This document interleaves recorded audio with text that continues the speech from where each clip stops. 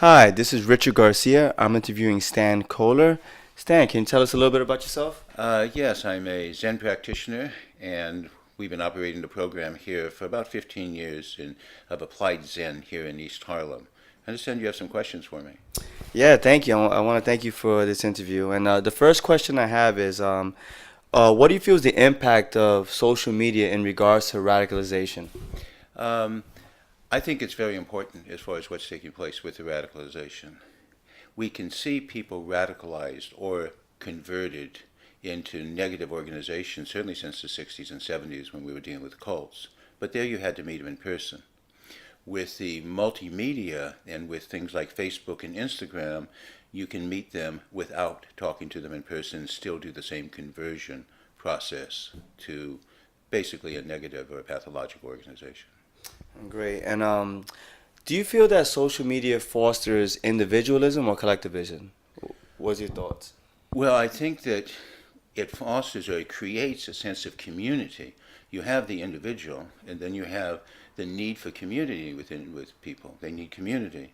And what has happened because of the intense globalization and intense advance of technology, the normal senses and institutions of community have become less and less functional, leaving people seeking a thin, artificial type of community they get with Facebook and internet relationships. That's real interesting. And you opted to use the word community instead of collectivism. You want to explain why? Yeah, because we're really talking about community. Collectivism to me is a technical term.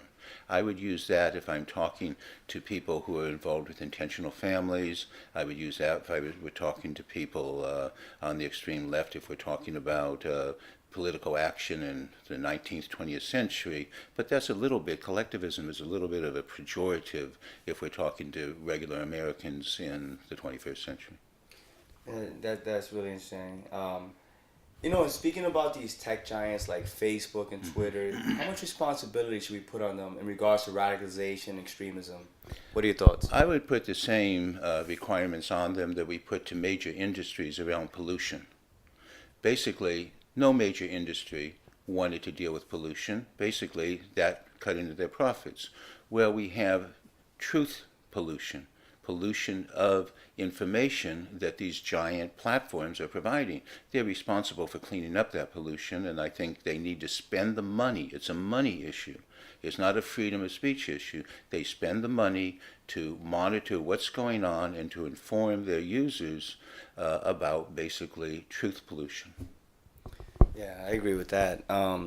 Let's talk about the people, the targets of radicalization. Studies are showing that they're pretty much disenfranchised people, right? So I guess my question is like, what do we do about that? Because we got these people that are targets. They're soft targets. They need help, and they're falling prey to radicalization, extremism, and at the extreme cases, doing acts of terror. So how do we help these people? Well, the first way and the most difficult way is to rebuild community.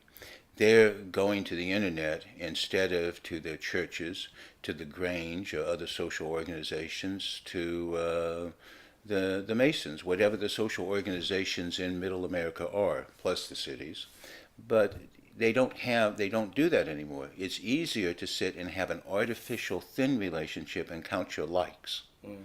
So what we need to do is strengthen, particularly economically, so that the people who are living in these communities have more economic benefits as far as the work they're doing. But we also need to educate. We need to educate people in the same way we educated around pollution and the ecology movement Mm. about what's going on as far as information pollution, how to spot fake news, how to spot fake people, how to understand if you're building a silo, which is basically just simply reinforcing your views, that that's happening to you. And you're separating yourself off from really understanding truth because it's pleasurable just to have things said to you that you already believe. And Facebook does that right now. Yeah, that's real interesting. I want to kind of, this is a negative topic, Mm-hmm. and I want to try to maybe speak about if it's possible to see any positive aspects of social media and disenfranchise people's use of social media. What are your thoughts? Oh, absolutely. And you can see it clearest with the LGBTQ community. That gay 15-year-old in Alabama can't do community in his little town because it's not supported. But he can, through the internet, create a community of individuals similar to him that he can then establish community with. Better thin community than no community. The same thing could be taking place if you have a autistic kid or if your mother has Parkinson's. You can then, through the internet, enter into a community of other people who have the same issue, get a great deal more knowledge, and get a great deal more support. So it's a very positive thing for these individuals who are isolated and can't really create community of like interest in their own physical communities because there's not that many people around to do it with. Yeah, I love your answer. I'm all for community. My final question that I have is, terrorism is a hot topic, and we're seeing this happen. I mean, we just had one recently that was actually near our school in BMCC. So, what is the impact of terrorism in regards to social media? Because we know social media is a catalyst for it.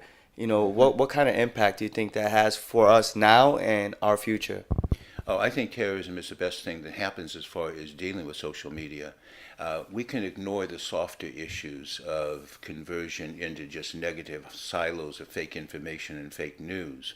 But the terrorist situation makes us alert. We're going to have to deal with this problem. If you didn't have terrorism, you'd have no pressure on Facebook or these other platforms to reform anything or to do anything, and it leaves us open to manipulation like the Russian trolls were doing in the last election.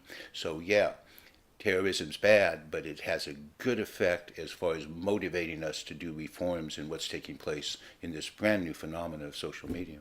Wow, that's pretty interesting. That's a powerful viewpoint. Well, thank you, Stan. I appreciate it. Thank you, Richard. It's nice hanging with you. Well,